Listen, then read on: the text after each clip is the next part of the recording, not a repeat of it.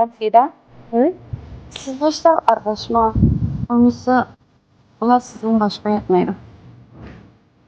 Bence biz birleşsek, işler tekrar mı yaxşı buldu? Ben ona kılamayım Afira. Muşka. Ben bu xil turmuşda o'kinib qoldim.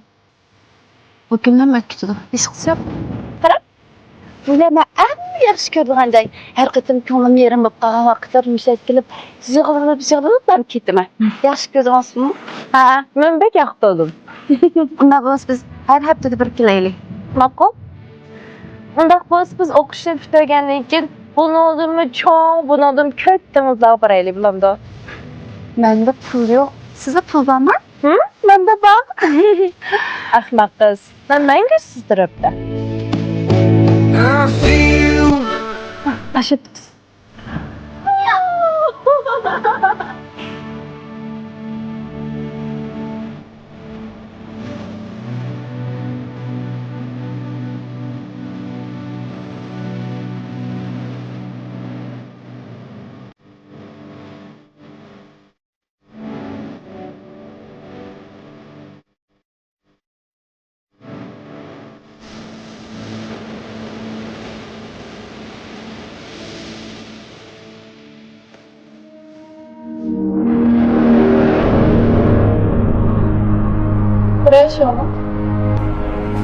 Sen bilan do'st bo'lib qolaylik.